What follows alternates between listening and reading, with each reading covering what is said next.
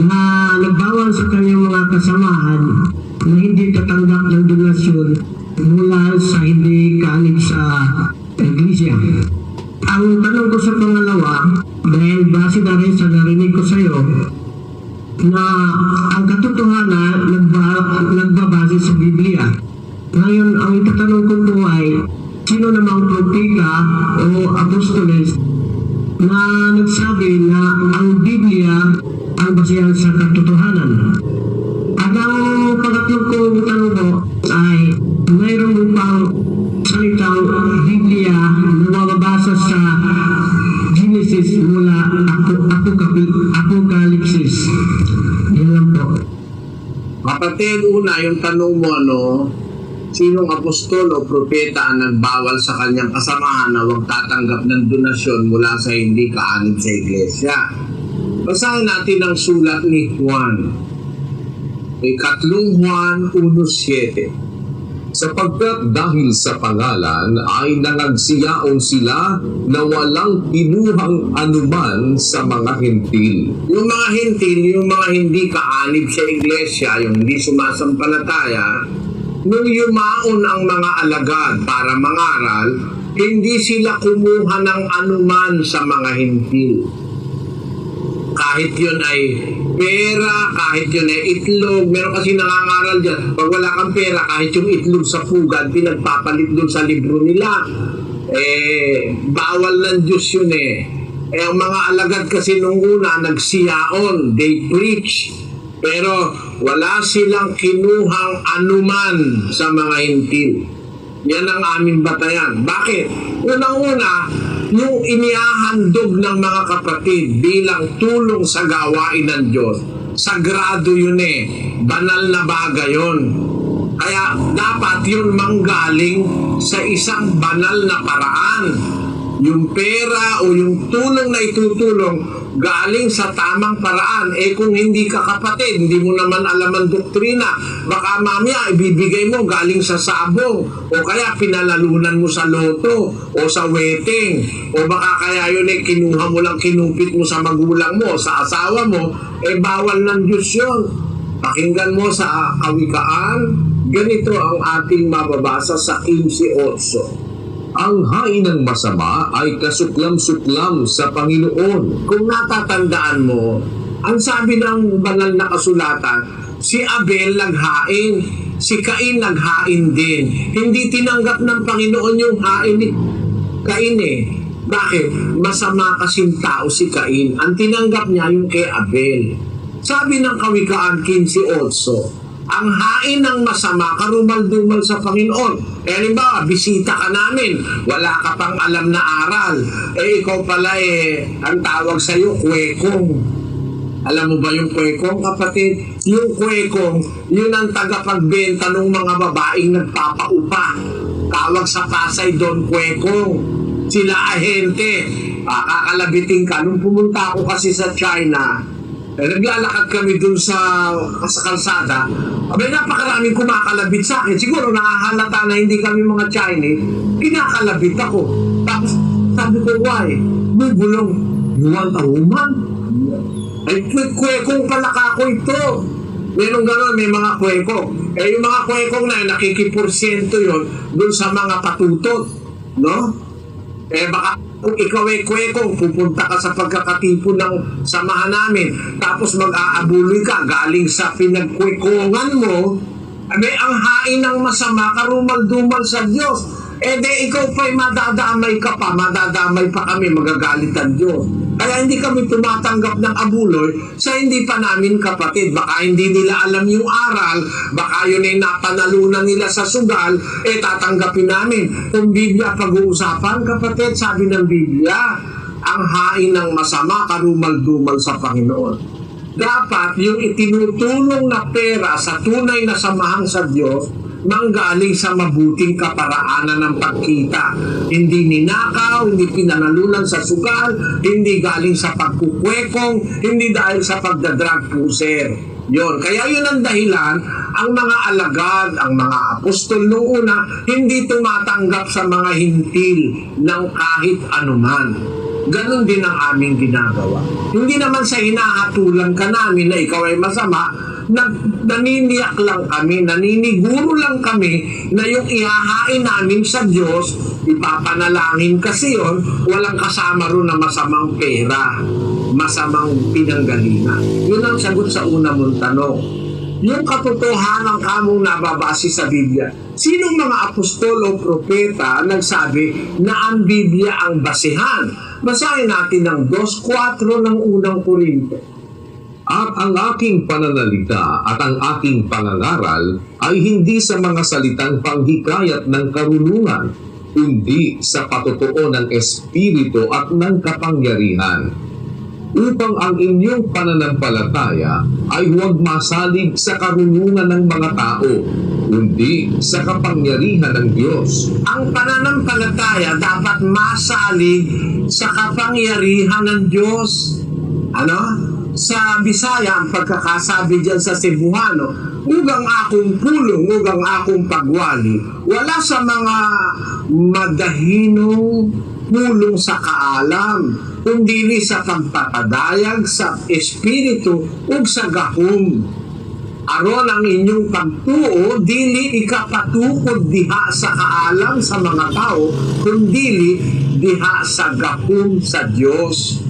Ang dapat na batayan ng pananampalataya ay ang kapangyarihan ng Diyos. Alin ba yung kapangyarihan ng Diyos? Na yun ang pagbabatayan natin ng pananampalataya, ibabase natin doon. Alin yung kapangyarihan ng Diyos o gahom sa Diyos? Sa 1:16 ng Roma, kapatid na Daniel, sapagkat hindi ko ikinahihiya ang Ebanghelyo, sapagkat siyang kapangyarihan ng Diyos sa ikaliligtas ng bawat sumasampalataya, unay sa Hudyo at gayon din sa Griego. ang kapangyarihan ng Diyos, yun ang Ebanghelyo, sabi ni Pablo. Hindi ko ikinahihiya ang Ebanghelyo sapagkat siyang kapangyarihan ng Diyos. Ang kapangyarihan ng Diyos ay ang Ebanghelyo. Doon dapat mabatay ang pananampalataya. Balikan natin ang 2:5. Upang ang inyong pananampalataya ay huwag masalig sa karunungan ng mga tao, kundi sa kapangyarihan ng Diyos. Dapat ang saligan ng pananampalataya, ang base ay ang kapangyarihan ng Diyos. At ang kapangyarihan ng Diyos ay ang Ebanghelyo. Ito nga ang Biblia. Kaya tanong mo, sinong propeta o apostol na nagsabi na ang Biblia ang basihan ng pananampalataya o ng katotohanan? Apostol Pablo. Kasi ang katotohanan, yun ang salita ng Diyos. At yung salita ng Diyos, nasa Biblia yon. Ang katotohanan ng basihan, dapat ang katotohanan. Huwag kang magbabase sa daldal, sa chismis, sa paniwala ng mga matatanda na bawal magwalis sa gabi. Pagka ikaw nasa loob ng bahay, huwag ka magbubukas ng payong. Merong mga pamahiin. Hindi doon ibinabatay ang pananampalataya sa Diyos.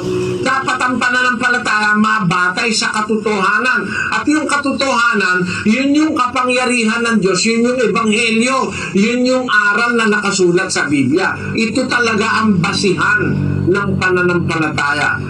Ang Biblia, sapagkat naririto yung katotohanan. Alin yung katotohanan nasa Biblia na basihan ng pananampalataya? 17:17 ng Juan, kapatid na Daniel. Pakabanalin mo sila sa katotohanan, ang salita mo'y katotohanan. Talagang makatotohanan ng salita ng Diyos. Sino ba magpapasinungaling? Kaya mo bang pasinungalingan, kapatid, na ang salita ng Diyos ay totoo? Hindi. Mapapasinungalingan mo ba? Sinabi ng Diyos, ang itinakda niya sa tao mamatay na minsan. Sino may kapangyarihang pumigil diyan? Sabi ng Diyos. Totoo ba o hindi? Meron ba may kapangyarihan para mapigil ang kamatayan na itinakda ng Diyos? Wala. Kahit nga hari, kahit presidente, pagka dumating yung takda ng Diyos, namamatay eh. Pinapatunayan lang ng Diyos, totoo yung kanyang sinabi.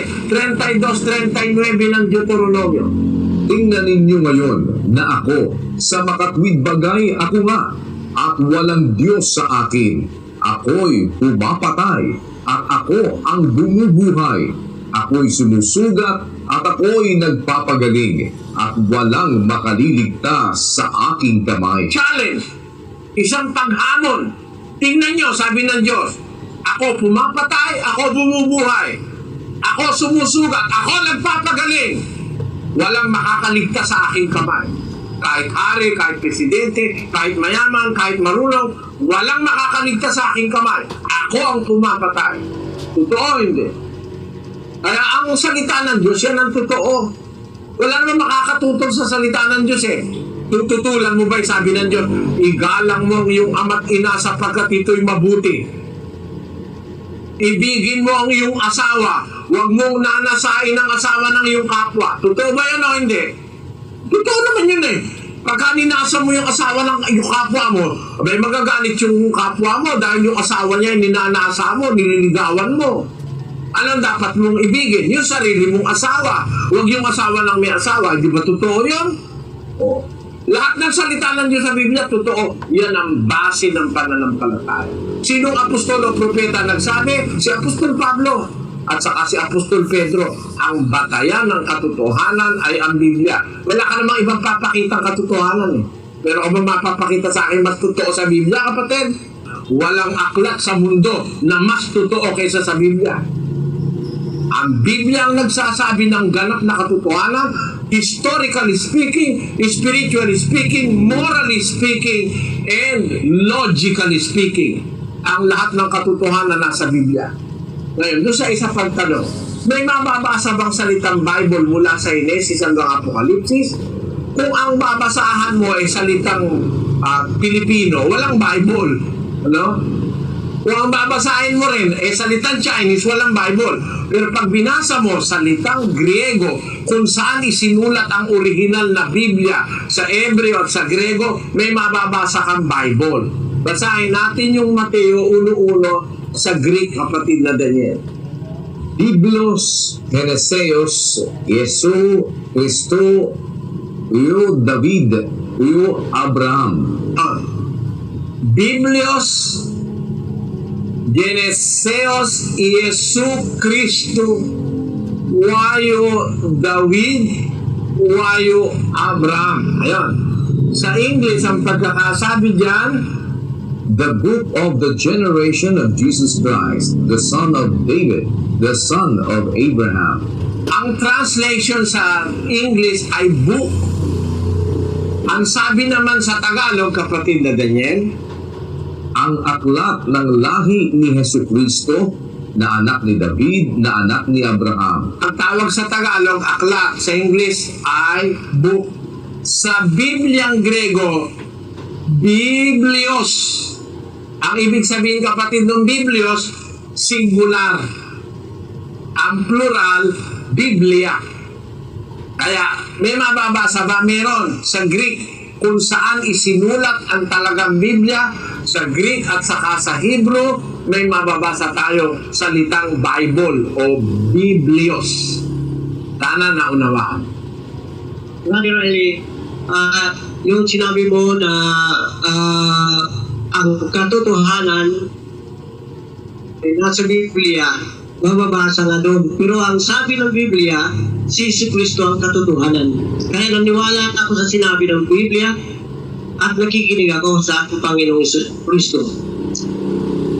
Dapat lang siya pakinggan, hindi siya patay katulad ni Rizal. Si Rizal ang namatay na, hindi na pa makapagturo pa muli. Ngunit ang aking Panginoon na siya po ay buhay. At hindi lang siya katulad ng tao na walang kapangyarihan. Kundi bago siya umakyat sa langit, sinabi na niya, ibinigay na sa aking Ama ang lahat ng kapangyarihan sa langit at sa lupa. Kaya may kapangyarihan pa rin siyang magturo kahit na hindi niya siya nakikita at hindi mo na naparito. Kahit nandun siya sa langit o kahit saan man siya, may kapangyarihan siya magturo sa bawat nakikinig sa kanya. Tama yan, kapatid. Meron talagang kapangyarihan magturo si Jesucristo. Gumagamit siya ng kasangkapan. Kasi kung susundin ko yan sinasabi mo, baliwala na mga apostol. Baliwala na mga apostol. Pwede pala magturo si Kristo. Kahit saan siya mapunta. Ba't kailangan pang may apostol? Basahin natin ang 2:7 ng unang Timoteo. Na dito'y itinalaga ako na tagapangaral at apostol. Sinasabi ko ang katotohanan Hindi ako nagsisinungaling, buro sa mga hintil sa pananampalataya at katotohanan. Totoo si Kristo.